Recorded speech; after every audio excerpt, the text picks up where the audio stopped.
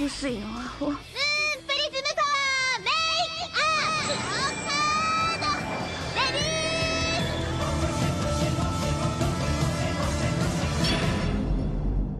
ー。 Welcome to Shojo and Tell, where we discuss shoujo manga and tell who's hot and who's not, talk about themes, and just generally geek out. Today, February 3rd, 2018, we'll be shoujo and telling about the series QQ Sweeper by Kyousuke Motomi. I'm your host, Ashley McDonald, and I'm joined by Laura, who runs the Heart of Manga blog. Hi, Laura. Hey, how are you today? Oh, I'm good. How are you? Yeah, it's like nice, beautiful Saturday afternoon, February. Yeah, so do you want to tell everybody a little bit more about yourself?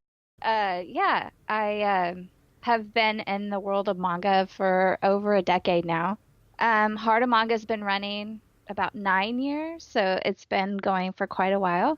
And I collect manga as a hobby, and I have like this massive shoujo manga collection. And it kind of started with a librarian. She was asking me like what she should order for the library, and I was like, oh, well, I know lots of good series. And then I was like, I actually know a lot of information. Maybe I need to put it out there. Yeah. And so that's how the blog got started.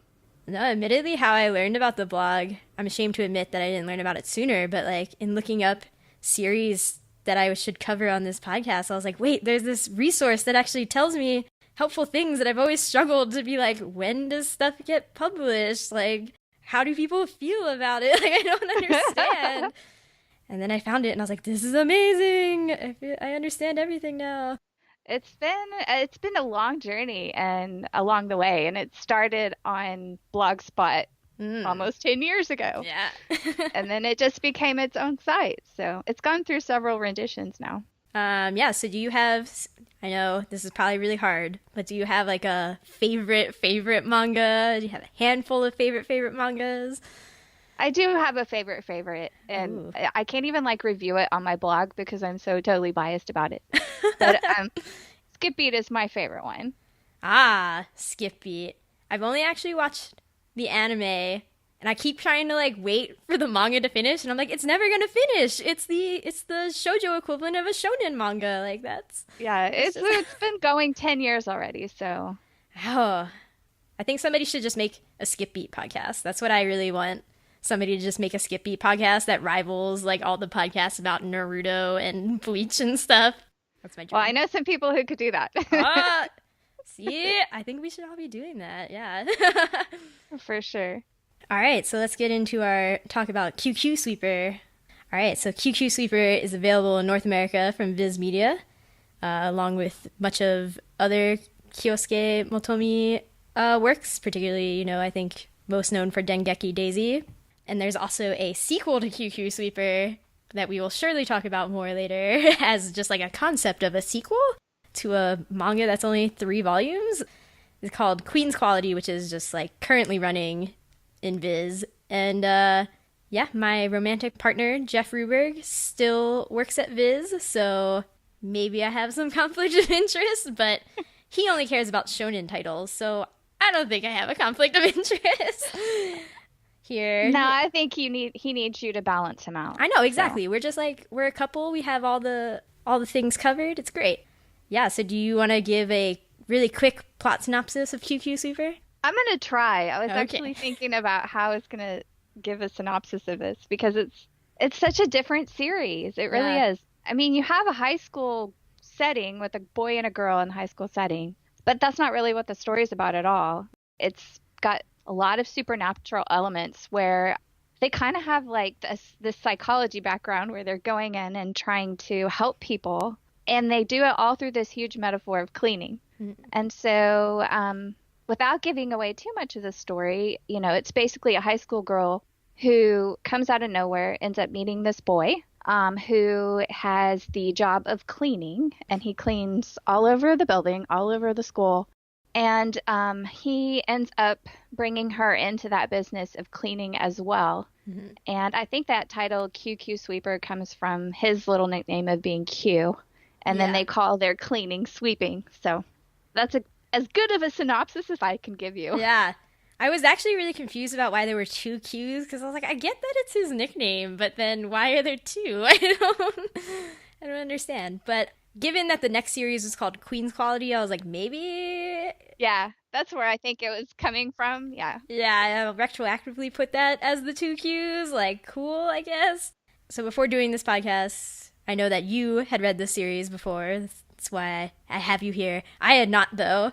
I assume that you had like reviewed it for the blog before, and that's how you heard about it. I think I had reviewed the first volume, maybe the second. I don't remember anymore.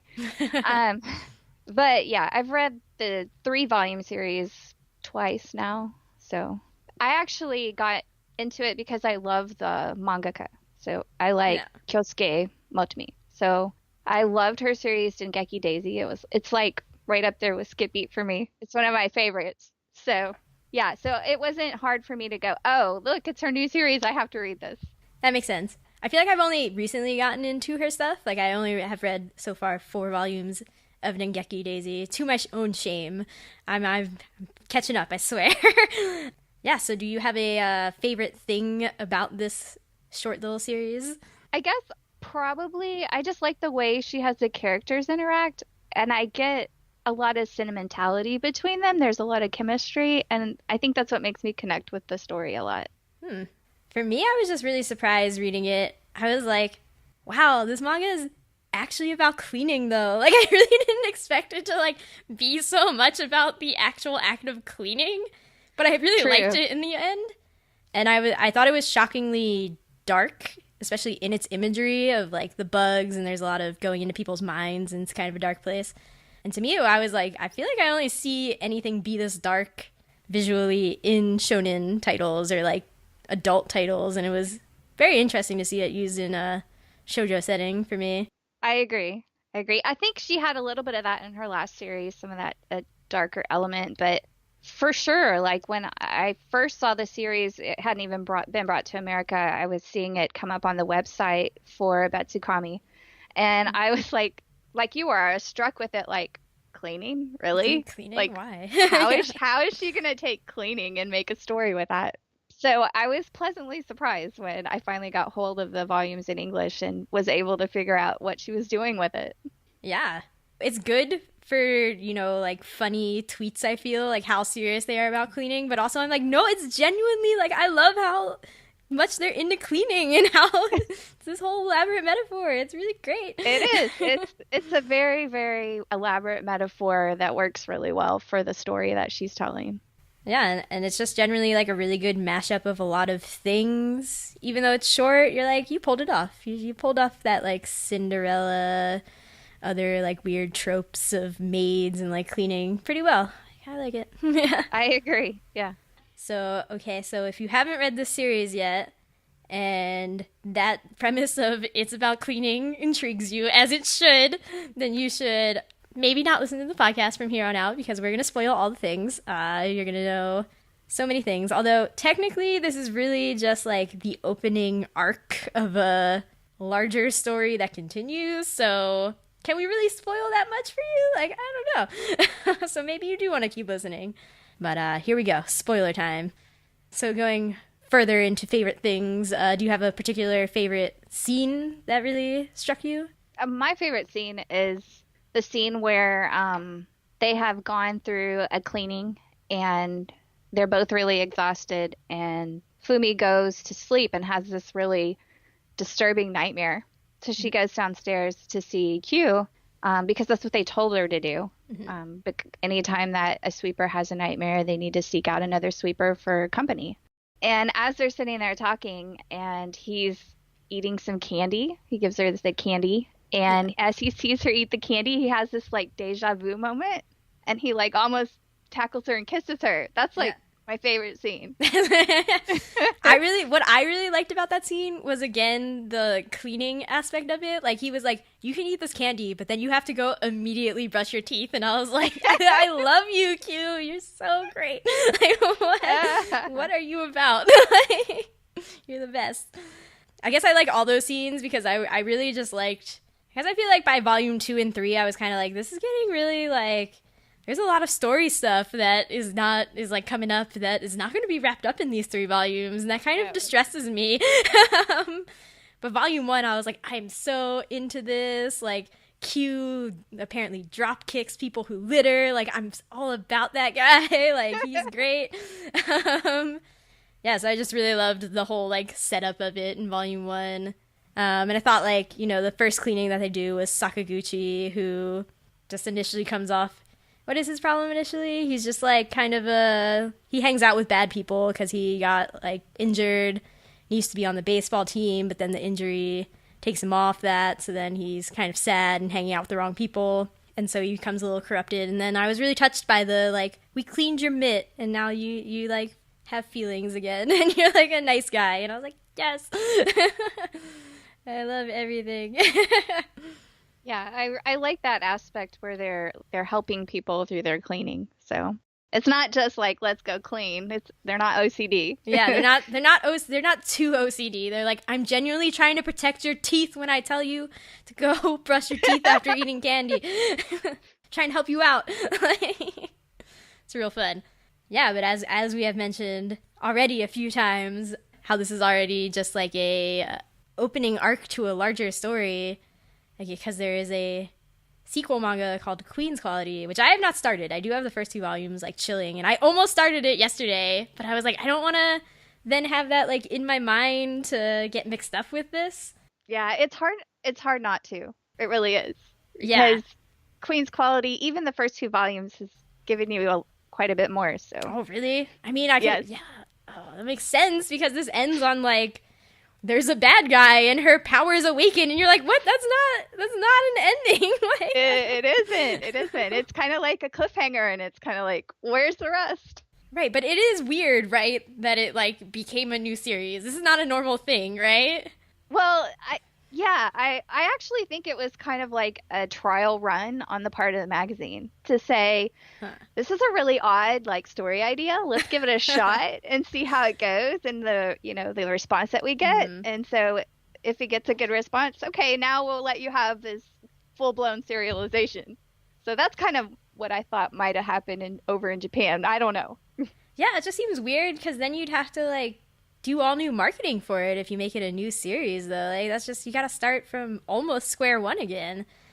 I don't know, I just found it a very strange publishing decision. And when I explained it to Jeff, he was like, oh, it probably, like, because the way she describes it at the end of the last volume, Volume 3, was that she was like, I don't know, just like, I can't explain to you how this happened, but there was just a big opportunity that came along, and I had to take it, and I was like, oh, what does that mean? And then Jeff was like, maybe it got published in a different magazine. And I was like, nope, they're both in the same magazine. Like, this explanation is baffling to me. Like, I don't understand. Yeah, so, and then I tried to look on the internet, like, I thought maybe in the 2 years there was some explanation, but I could also be bad at searching on the internet. I didn't find anything. I didn't find an explanation for why. And she's never, like, said anything either. And I almost wonder, too, because when they started the series QQ Sweeper over in Japan, they were trying to pull in the characters from Dengeki Daisy. Yeah. And, like, they're in the same world. And so I almost wondered if, like, they were going to try to combine some of that story for the Queen's Quality, but I have yet to see that happen. Yeah, I was also pretty curious about how all these Dengeki Daisy characters were in here. I was like, I've only read 4 volumes of Dengeki Daisy, but does this suddenly become a crossover with QQ Sweeper at some point? Like, do they go into their minds and sweep their minds? Like, Kurosaki's just like, cool, I'm good now. I'm like, I don't, what's going on? Whatever. Yeah, that would be an interesting story. Yeah, does this go all like Clamp, like Tsubasa XXX-holic levels? No. No, please no. Please. Exactly. Everybody, please no. It was too hard. Yeah, so it definitely seems like an odd decision. Weird. Interesting. All right. I'll just accept that that's a weird mystery that maybe in a few years when Queen's Quality is done, we'll get the backstory. Yeah, we'll get the backstory. When you come back on for Queen's Quality in like 3 years from now, hopefully we'll have an answer. Woo. Yeah, so I just wanted to talk about some themes. I feel like it probably makes sense just to start with the power of cleaning as a theme of anything they do. Because I really love that they say just lines like, cleaning won't ever betray you. And I'm just like, what? That's a great philosophy. Yeah, I know. And that's kind of like what that whole family is about. So I think it's really funny as a like kind of a gimmick for a story. But I almost wonder if like I don't know, she's trying to put some like subliminal health message in her manga. Like because she definitely like they definitely have things of just like this is how you clean this, and like you really, really should be cleaning these things at X rate, and again, brush your with teeth. a toothbrush. Yeah, clean your toilet with a toothbrush, you guys. Get inside all those little grooves. I mean, that is a thing I've heard recommended. I was just like, I didn't expect my manga to be. And there was the whole explanation of how to wipe with a cloth. Like you have to like fold it and then fold it. I was like, oh my gosh, she's getting very detailed here. He's like, you're just wasting like cloth surface area if you don't fold it in a specific way. And then when that gets dirty, you use the back of it. I'm like, all right. I mean, again, that makes sense, but do people normally care this much about this? Well, it obviously shows she did some research to write it. I guess so. Yeah. I mean, that they do at some point say that cleaning is literally like a little thing that can be as good as saving the world. And I was like, I guess in the way that, you know, you want the environment to be clean. You want things to be clean because that makes them last longer. And if that's saving the world because we're not destroying it, like that's a good theme, I guess. But also, cleaning is so tedious and hard. But I want to say because of Japanese culture, too, like, you know, they bathe every day. Like, that's very important to them for, like, to be clean for better health. So I feel like that's just, like, a cultural thing that they have. Yeah. I've always been struck by Japanese. Like, I've always tried to kind of, in my mind, I mean, they live in a giant mansion in this manga, so maybe it's kind of breaking my conception a little, but like how we have this conception of Japanese people generally live in like smaller spaces and all of these things, but then I feel like we also get I'm like, but where do they put all their manga then? Like I don't understand how you keep it all. But then you watch anime and you're like, they have a bunch of stuff, but it's also neatly like everywhere. And I'm like, I guess that's just how Japan is. I don't know. They're all just really tidy and clean and space is efficient. Unless you're a NEET. I mean, that's... Yeah. Like, I guess that's what the whole, the magic of tidying up book is about. That's like the whole thing with Sakaguchi when they went in his apartment and it was like litter everywhere. Yeah. It was like totally filthy. Yeah. And that was part of like the cleaning of making him clean too. I can definitely appreciate that. I think I'm definitely OCD, and so this manga and its imagery and its focus on bugs actually really struck me because on a personal level, because in my first apartment, this was the first time I lived on my own with Jeff and in our first apartment, and then we started getting all these bites on us and we were like, oh no, do we have bed bugs? Like what's going on? And then it turned out that there were rats, apparently, somewhere, living, like, under the foundation of our apartment. And that, they had mites that were supposed to bite them, that started biting us. And we were like, we're so dirty and diseased and, like, sad. Yeah, but they misdiagnosed it for several months as scabies, which was also terrible.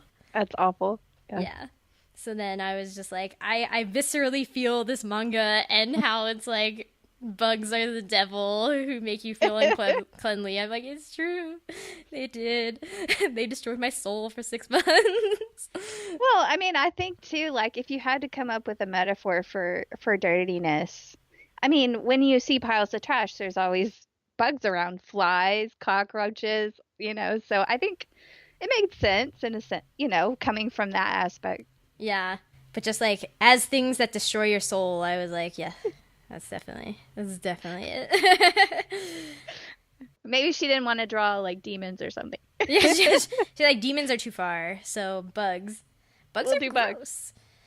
But yeah, so then the bugs do eventually morph into a bigger metaphor for like depression and the voices that you hear inside your head of other people in society. And I guess more to the, cleanliness aspect. They are sort of a like class status indicator normally.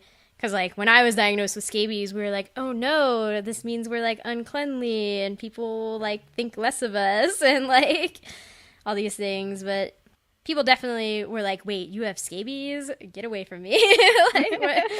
And then I didn't, but it was still gross.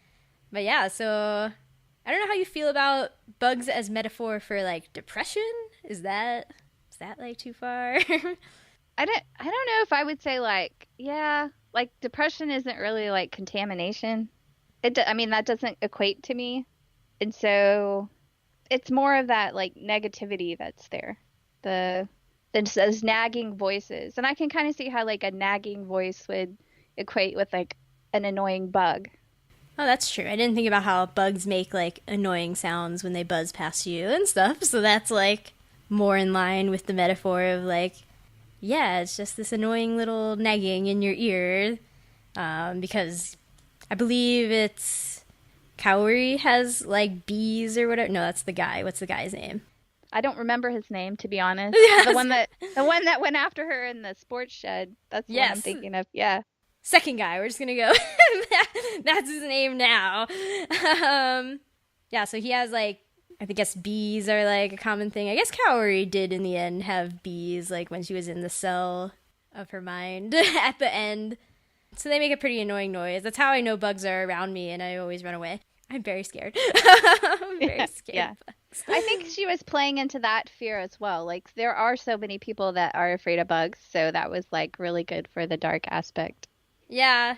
I've just always tried to be like, you know, because people always struggle to come up with the best metaphor for how depression is in your mind, because, you know, everybody who, like, doesn't understand how you can't just, like, get up every day and whatever gets really confused about, like, how does it feel. So I always feel like I see comics that are like, well, this is how it feels, and it's just, like, always in a depressing voice, and you're always trying to, like, give imagery to the depressing voice in your head. Yeah, so I was like, I guess bugs are, like, a decent one. Yeah, I wouldn't go with bugs, but, like, it works. It works. I mean, I agree more with, and I don't remember her name, but it was the girl that gets attacked by the bug handler. And when they have to go in and try and rescue her at the end, and she is, like, so far down in depression that it's very, very dark. And that to me made sense from that aspect of it. But yeah, very, very dark and negative voices. I think that too is a pretty true aspect of it, where you have, like, the negative thoughts overriding anything positive. Yeah. I also like I guess, like, going along with the metaphor of bugs, it was just like, yeah, we're all little bugs that annoy each other. Like, we are both, you know, the human who is being annoyed by the bugs, but, like, you are the bug in somebody else's head, apparently, like, telling them all the bad things. Even if it's not something that you directly said, it's something that, you know, people interpreted negatively and repeat a new sort of negative thing in their head. Yeah. That's very true too. I mean, there are so many people that all they hear is the negative, and so that's what brings them down. So I think, yeah, that's a pretty true aspect of what happens. Yeah. Then I guess I wanted to also talk about how there's a weird Cinderella aspect to this. There's some of it that makes sense, right? Like, they're sweeping. I guess in Cinderella, you know, those stories that I know, which are admittedly Disney-fied, because all our lives are corrupted by Disney, I guess. But I'm like, okay, cleaning, that part makes sense. She wants to be a princess. But then I was like, this metaphor seems slightly mixed in this, in a way that I was like, I feel like I don't even know what the essence of Cinderella is anymore. Like, what? I'm so confused. Yeah, did you feel that was pulled off well, or have any thoughts about that? The Cinderella aspect, I can see, like, the similarities with the cleaning and, like, being poor and wanting to find her sugar daddy or whatever to set her up for life. Because that's what it seemed like. I mean, she's always, like, looking at every guy and going, oh, could that be my Prince Charming? Yeah. And I feel like she just really wants to be rescued. And so that's kind of where that princess rescue thing comes from too. And that falls in line with the Cinderella story. So yeah, there are aspects of it that definitely align with the Cinderella theme. I was just like, it just didn't make sense to me on a level of like my interpretation of Cinderella. I guess you did say that she wants a sugar daddy, so that part makes sense on an economic level. Because I guess I think about it as an economics thing of like, I gather that the essence of Cinderella is sort of about transcending class barriers, right? Like, right. It's about, she's of a lower class and he doesn't recognize her until she puts on a fancy ball gown and has a glass slipper or whatever. Like, right.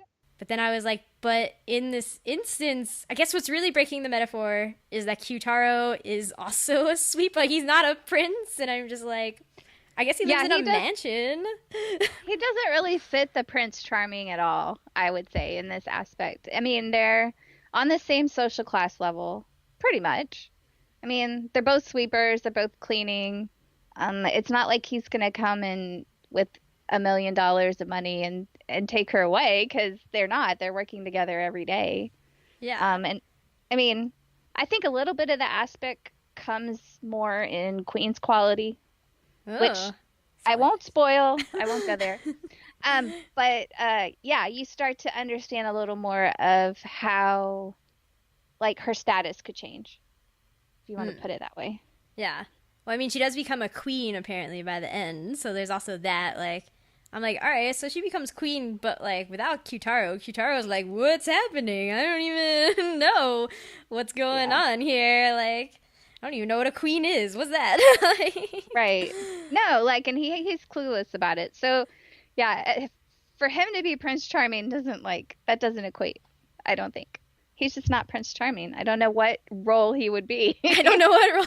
He's just a cute boy. Yeah, he's just a cute butler boy, man. And like, he lives with a dude who has a mansion. They just happen to have a mansion. Because all of her social problems are not that she's like, her class problems are not that she's not socialized to a certain like middle class degree. It's that she keeps being abandoned by people. So she has to like work for herself and stuff. And she keeps being abandoned because she is cursed, apparently. Although not really. All the sweepers are like, but you're not cursed. Like, I can tell you that definitively. Like, right. 100%. She's just targeted by a dude who's a bug handler who puts all the bugs and whatever in people's heads. Well, I think they already have them in their heads, but he like exploits them, I guess, basically. Yeah. Ataru. Yeah. So there's just like, I don't know, like Kyutaro is just like a dude who's obsessed with like a girl who is maybe Fumi, maybe not. That's also not really, I mean, it seems pretty obvious that yes, that's true, but it's not definitively wrapped up in these 3 volumes, I would say. Not in these 3 volumes, no. Of course, he wants to believe that. Q wants to believe that for sure. And as we go further into the story, the next story, you start to see a little more. But, in this story, it's... No, I mean, Kyutaro just wants to protect her. So, it's... I don't know. Yeah. I still can't relate it to the Prince Charming aspect. Like I said, he's a cute little butler. Yeah. And it's hard in this manga because there's not really that much... There's not that much romance, right? Like, I feel like the hottest things that happen in this manga are all the, like... chapter pages are hotter than what happens or like, well, the almost kisses, or it's like there's several instances of that where they come into close contact and you think something's gonna happen and nope, it doesn't happen. So that's kind of like how Dengeki Daisy was too. Yeah, I guess it's annoying. At least in Dengeki Daisy, I feel like there's an awareness from both characters of like what's happening. Like, they are both aware that they wanted to kiss but didn't, right? Whereas with this, I feel like Fumi is always kind of clueless. Like, she's like, I don't know, Kyutaro is just like on top of me. That's fun, right? And I'm like, what? Come on. Yeah. What are you about, girl? Yeah. And I kind of feel too, one of the things I thought was interesting about this story is I feel like usually a lot of shoujo manga are written from the girl's perspective. And I feel like Motomi is trying really hard to tell it more from Kyutaro's perspective, because I feel like he's the one that's more like aware of what's going on and aware of his feelings, and we see a lot of things from what happens with him. So I mean, not that we don't see Fumi's perspective as well. It just seems like we have more of his awareness than hers, because we don't really know who she is. That's true. She has like a very weak sense of self because she doesn't remember anything from past 10 years ago or whatever. Right. But yeah, it's definitely true that you definitely get more of Kyutaro's perspective, partially because it's like, is Fuyu also Fumi? But also, yeah, because he's the one who, you know, is the sweeper. He is the one who has all the, he like is the master here in a way. Yeah, so I think it's very, they definitely feel like they have pretty equal roles in terms of their perspective. I would agree. Yeah, it's just weird reading it and being like, Fumi is so unaware of any feelings for him, I feel. I'm just so baffled by it. Well, she does it at a couple points. She does, even in QQ Sweeper, she does say, like, I like you, but it doesn't come out as, like, her feelings coming across. It just totally gets misinterpreted, so... Yeah, I feel like it's just like, you're a cool dude. I'm like, no, but you think he's hot, right? Like, I need to know that you think that. Like, I don't understand. I don't know, maybe she's like, nah, Q's weird. Like, he likes to clean a lot. That's weird. I want a normal boy. Which I guess is what is going on in the beginning. Because in the beginning, she's like, oh, maybe Sakaguchi could be my Prince Charming. My Prince Charming. Like, really? Based on his behavior right now, though? Like, I don't know. Well, and I think some of her feelings come out, too. There's the scene where she tries to run away to keep from hurting them and the family. So I think, you know, those feelings are there, and she acts on them, but it's not interpreted by Q that way. I'm just not even sure that she's aware that they're romantic. It's like I think she just thinks he's a really good friend. And I'm like, oh, what's the turning point gonna be in Queen's Quality where she's like, Kyutaro, I want to kiss you. Like, what's up? Like, all these situations that we get into, we're gonna kiss now. I think for some reason she's like decided he's not equitable for her Prince Charming, which I don't know. I mean, yeah, definitely. So I think that's why she's kind of like moved him to friend category and not as romantic interest. Oh, poor Q getting friend zoned right here. He literally doesn't interact with anybody else but her and the granny and Koichi and their family. Yeah. Like, oh, that's sad. But it's also like the only reason that they get put into some of those situations is because apparently the sweepers have power where if you like touch each other, you like, you know, you're each other's support system. It's like, if you're happy, then I'm happy. There's a it's like listen to process. my heartbeat. Yeah, so he's just always like, if I just put you here, then you're happy. And it's like, how do you neither of you like overtly acknowledge how this is like weird and creepy and sexual? Like, I don't understand. There's a whole scene where they're inside the mine and she falls and scrapes her knee and he like kisses her knee and I was like, do you not get a clue, girl? Right there, exactly.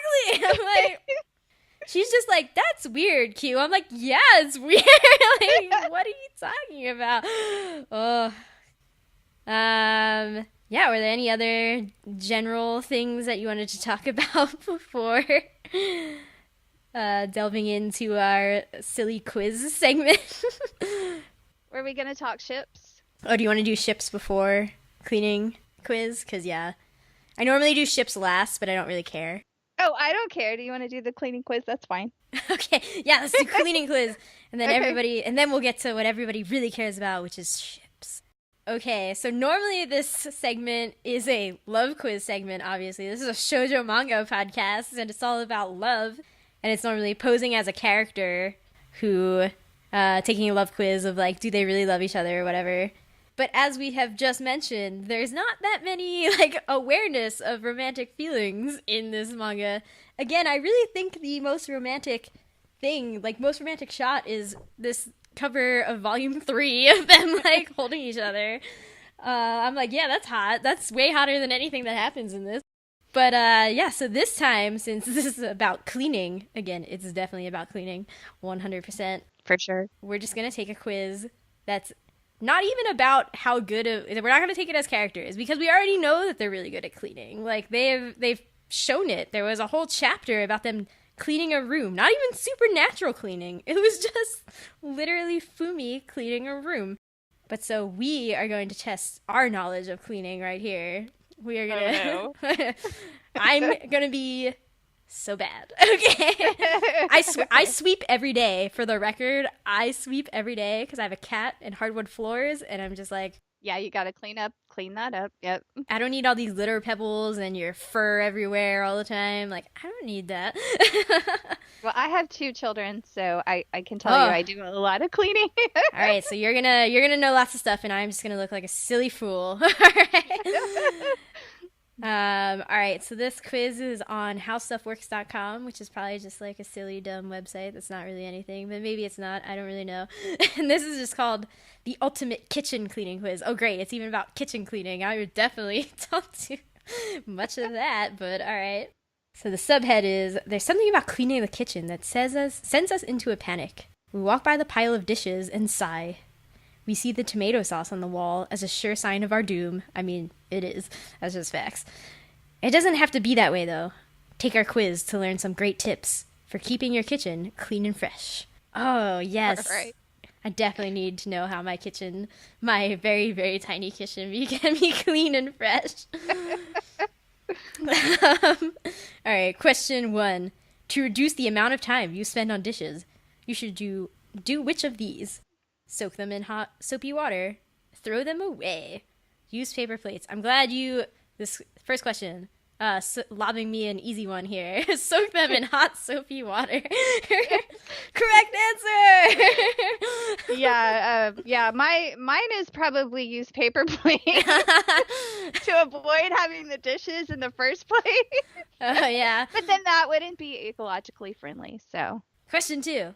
Besides dish soap, which of these will help cut through the grease that develops on dishes? Bleach, vinegar, or rubbing alcohol? Is vinegar right? I was going to say vinegar, yeah. Correct answer! Yay! Yay. In case it gives you actual tips when correct answer. I didn't read the last one, but I'll read this one. Add a bit of vinegar, 3 to 4 teaspoons, not tablespoons, teaspoons. Those are different metrics to really attack the grease on your dishes. Kitchen chemistry. Kitchen chemistry. This is basically a chemistry lesson. See, chemistry was important. How should you remove water spots from stemware? Oh, God. Scratch them off with a Brillo pad. Soak the stemware in a mixture of water and white vinegar.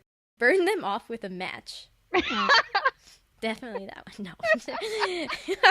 Okay, we already know the vinegar helps, so we're gonna go with. We're going with vinegar. White and vinegar. Yay! Correct answer. Correct answer. Water spots are ugly and annoying. Soak your stemware in a basin of water and white vinegar to remove pesky spots. After all, what's a good wine if you can't enjoy its color? I don't drink, so honestly, any question that involves like alcohol, I get really confused because I'm just like, I'm so ignorant. I don't know. I just don't know. Well, we have a lot of stemware in our house, but I know my husband, being a pyro, would probably try to burn them off. Burn it off with a match. That seems fun. I think that's definitely the most fun answer. Yes. 4. The biggest problem with storing tomato sauce in plastic containers is what? Tomato sauce stains plastic. Tomato sauce does not keep well in plastic. Tomato sauce absorbs toxins from plastic. I guess it's probably the first one. Yeah, I also kind of feel like the last one is probably like semi-true. That's probably semi-true, yeah. Based on what I've read of like what plastic does to our bodies, I'm like, oh God. Yes. We are all dying from plastic. Anyway, correct answer. That was right. Plastic containers keep air out, but they are somewhat porous. Oh, see, actual chemistry is happening. If you keep storing tomato sauce and tomato-based sauces in plastic, you will see a light red stain begin to take over the inside of the surface container. If you want to prevent tomato sauce from staining your plastic containers, what should you do? Don't put them in plastic containers. I thought that's what we just learned. That's not an option. The options are coat them with vegetable oil, line them with plastic wrap, soak them in salt, which will produce a protective barrier. I'm going to say line them with plastic wrap, but okay, that would be a guess on my part. I have My mind is like, well, I don't know. Like, no, wrong answer. Apparently, the correct answer was to coat them with vegetable oil. You can produce a protective barrier on the inside of your plastic containers with a thin coat of vegetable oil or spray. Alright, 6. The problem with wiping down ceramic tiles with a soapy sponge is that you will not be able to remove what? Grease, germs, sugars. Germs. Grease. Grease? Okay, grease, I'll go with it. No, it was germs! See, I was right. Yes! Wiping ceramics with a soapy sponge might remove the top layer of a spill, but it will not remove the germs that have built up on the ceramic. To clean and disinfect ceramic properly, what should you use? Salt water, vinegar, rubbing alcohol. I feel like vinegar is the magic answer, but I feel like also it's going to be wrong. I feel like you're right, too. I feel like it's going to be wrong. Wrong answer! Rubbing alcohol? Rubbing alcohol. The best way to clean ceramic tiles is with rubbing alcohol. This will remove the grease, the dirt, and the germs, apparently. Which of these ingredients is the key to cleaning and deodorizing wood surfaces? Rubbing alcohol, baking soda, lemon juice. I think it's citric acid. I want to say lemon juice. Yeah, because I'm always like, I can never keep straight what destroys wood, right? Like, that's always my problem. It's orange oil that they always put on wood. Oh. So maybe not lemon juice. Oh, yeah, no, wrong. Lemon juice, wrong answer. Baking soda. Baking soda. Wood absorbs dirt, oil, and bacteria. The best way to attack the problem is to add baking soda to warm water and use that solution to clean the wood. This is why I guess nothing that I do is getting anything clean, because I don't know how to do anything. After you've cleaned wood, what should you use to restore its natural finish? Oh, God! Linseed oil. I don't even know what that is. Vinegar. Ammonia. I'm going to say, wow. It's either ammonia or oil, but I don't know. I kind of want to just click linseed oil because I don't even know what that is. Okay. Just want to. Oh, it was the correct answer! Gently rub boiled linseed oil. Vegetable oil also works into the wood with a pad of fine steel wool. There you go. Got one right.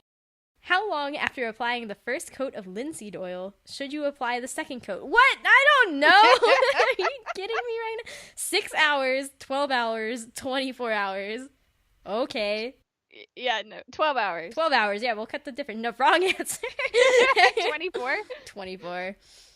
Applying one coat of linseed oil might not do the trick. Apply a second coat 24 hours later to really bring out the wood's beauty. All right, whatever. Random quiz on the internet. Sure, I trust you. No. Okay. If you want to remove stains from woodenware, you must use which of these?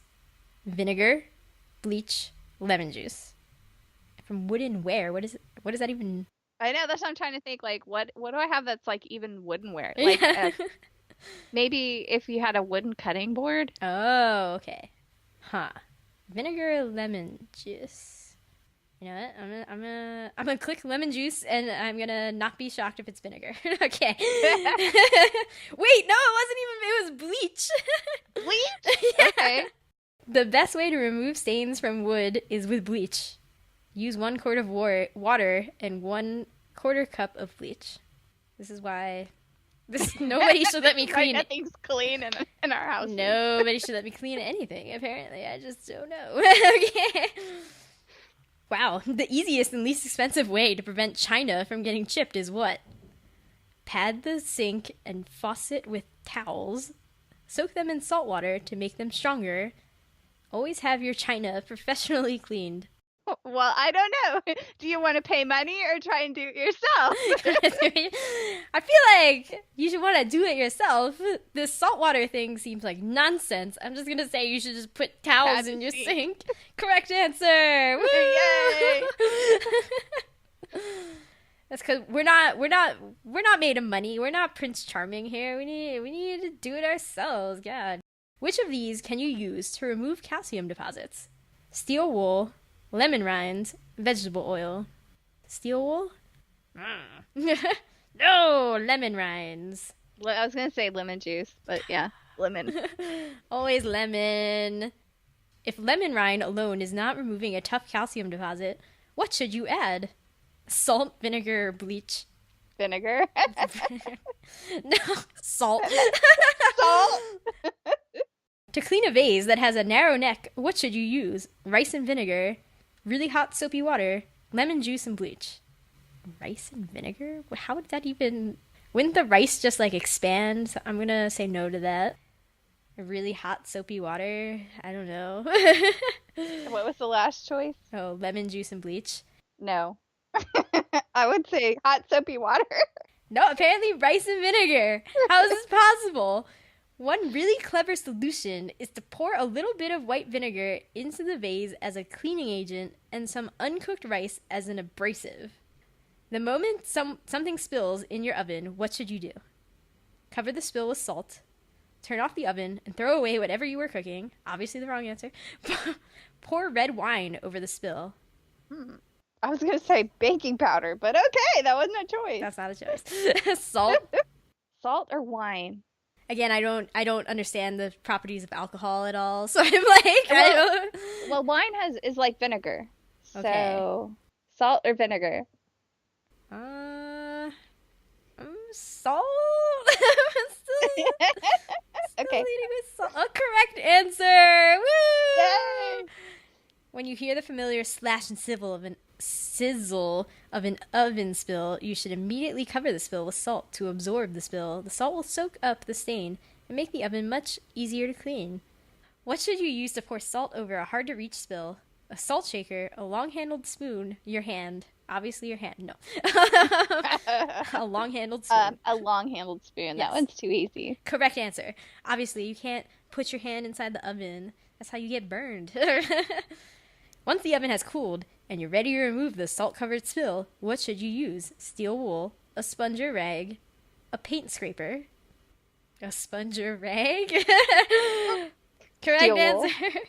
No. In certain cases, you can use which of these to unclog a drain? Water pressure, lemon juice, alcohol. What? Water pressure? Yeah! Totally. See results. We got 11 out of 20. That's failure. Not passing. That's not passing. Yeah, you're a teacher, you know, right? That's failing, right? That's just... Oops. Well, whatever. We did it, y'all. Now you know how to clean stuff in your kitchen, specifically. The rest of your apartment, still screwed, but your kitchen, spotless. I feel like Kyutaro would have known all those answers. Yeah, Kyutaro is definitely currently killing us. He's like, I hate you. You are bad people. And he might not be wrong. I don't know. Anyway, yes, shipping corner time. So, again, as we have discussed, this is not the most romantic thing you will possibly ever read, but there are still obvious ships. One of them being... Actually, we'll start with the less prominent ship, which was Sakaguchi and Sunako, who is just, like, his friend. Do you have feelings about them? Did you like them? Are you like, I don't even remember that girl? No, I do. She was just, like, a random childhood friend character that showed up to save him. So I was kind of like, oh, that's convenient. So now, she can't have her Cinderella. That's true. Prince that Charming. Definitely takes Sakaguchi out of... Why did she think he has, like, fancy earrings or something? And she's like, he must have lots of money. And I'm like, doesn't that mean his parents have lots of money? That doesn't mean that he's going to have lots of money. Obvious. Come on. I don't know. Yeah, I guess I actually forgot that Sunako was supposed to be, like, childhood friend. I'm a fan of that trope. Are they more in Queen? Are they in Queen's Quality? Can you spoil that for me? Like, Haven't seen him yet, so. What is happening in Queen's Quality? Are people just like thrown out as characters? What? I'm so confused. I'm gonna have to start reading it like after this podcast. After I show my mom how to use Google Drive, starting Queen's Quality. Oh my god. Oh. And then I think the only other legitimate ship that were shown is Fumi and Kyutaro. Is that pretty much? I think so. even with like her friends or whatever, they're not really shipping them with anybody. So, as shown by the fact that they go to a mixer in Volume 2, that turns out to just be a fortune-telling session. Because, duh, when you go to karaoke, it has a mixer. Don't you want it to just be fortune-telling? Like, why bother? I don't know. It's just like, couldn't they have just been like, will I work out with Kaori over here? Like, tell me that, fortune teller. Nah. Yeah, I don't even know why she ended up going, but it was funny anyway, because she was like the only one singing. Yeah, she's like, but I practiced this song. Y'all, like, let me sing my song. And they're like, no, Fumi, can't you read the room? And she's like, we're in a karaoke place. Like, come on. Oh my god. I mean, she didn't know that it was a mixer at first, right? Is that... Yeah, because initially I think she thought it was just going to be the girls going to sing for karaoke, and then all the guys show up. Yeah. Or... like 2 guys show up. There were 3. There were 3. Not counting Ataru, he was there. Is he a guy? Sure, I guess so. Whatever.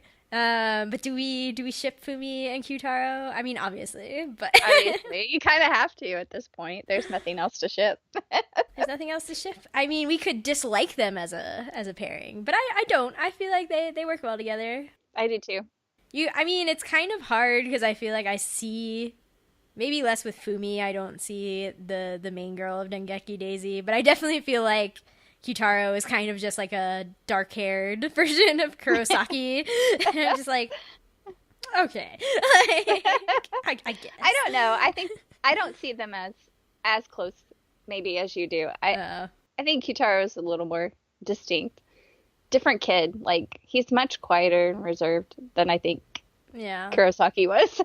That's true. Personality-wise, I don't think they're that similar, but just, like, based on looks, I'm kind of like... and they do, like, similar, I mean, this is just a Motomi thing, I assume, but they do the similar, like, I'm gonna squish your face thing and those types of things, and I was like, I see. These are kind of the same character right here. Yeah, and then did you... was there anybody you wished was a real ship? Well, one of the ones I thought was interesting was they pulled in Onizuka from Dengeki Daisy, and she's actually in one of the scenes where they hypnotize the boy to go into his mind. And then also there at the same time is Koichi, who is in that family with Kyutaro. And so I was kind of like, how Dengeki Daisy ends, because you don't know. I don't know. Yeah. But I kind of want her to have somebody, so I was kind of like, I want Onizuka to be with Koichi. That makes sense. Yeah, I mean, it seemed kind of obvious that she didn't have a partner in this, and I was like, okay, interesting. 12 more volumes of nobody getting with Onizuka, I guess. Is what's in store for me. There's a backstory there. Oh! Backstory. Oh, gotta go read Queen's Quality, then go read 12 volumes of Dengeki Daisy. Oh boy. Gotta get with it. Yeah, I guess I could see them together based on my limited Dengeki Daisy knowledge and the, like, panel that she shows up in. They name drop her a lot more in here than they do, like, show her, right? Like, she's only there in, like, the final scene of cleaning out, like, Kaori's mind, I guess, or whatever. Or no, I guess it was the guy's mind, because Kaori was like, they were like, she's not even gonna live. Like, this is a hopeless case. And they were like, no, we're gonna save her. We are heroes. We are the heroes here. I don't accept that answer. I told her I was gonna save her, and so I am. And I'm like, yeah. Yeah, exactly. You do you. So Onizuka, she seems cool. I could agree. Koichi seems like a lonely, sad boy who lives with... How is Kyutaro related to him? That's what I was trying to think. Are they uncle? That's what it's like, uncle and nephew, I think. Yeah. And then they live with the grandmother. Okay, yeah. That makes sense. Generations. Okay. Yeah. They need to get out more, though. They have a big house. It's fine. I know. You'd think he would have girls lining up, because they live in a mansion. I know, right? That's what I'm saying. I feel like everybody's being weird about this. Anyway, were there any other sort of final silly thoughts you wanted to get out? I just want everybody to read this. I know, I agree. I think everybody should read it. And also, I really do like the grandmother character. I like her more when she's an owl. I will admit that. Yeah. And if you don't understand what we're talking about, you would have to go read the manga, but yes. Yeah, duh. The grandmother becomes an owl. I mean, isn't this obvious stuff here? Come on. I was really confused in the beginning when it was like Sendai, then Granny, and she has like 5 different names, and I was like, wait, they're all the same character, right? Yeah, it's all the same person, yeah. And I was like, Sendai, what's Sendai? Yeah, I was just like, is that a Japanese thing that I'm not, I mean, probably it is, but I didn't bother to look it up, and I was just like, okay. Right. Is this related to the use of the guardian gods as like gates or whatever? Because they do mention Genbu. Can I name them all? Genbu, Byakko, Suzaku, Seiryu. Is that the last one? Yes. Yay, Fushigi Yugi. Exactly. I was like, is it somehow related to that? Like, maybe. I didn't look it up. Somebody can tell me if they know. That would be cool. I don't know if I'm right, but I think it's related to cardinal directions. Oh, yeah. Do they go more into Genbu and things in Queen's Quality? I'm just gonna be like, what's in Queen's Quality? No, not yet. We just know that they're in charge of the Genbu Gate. That's all we know. Oh my god, this story's gonna be like 20 volumes long.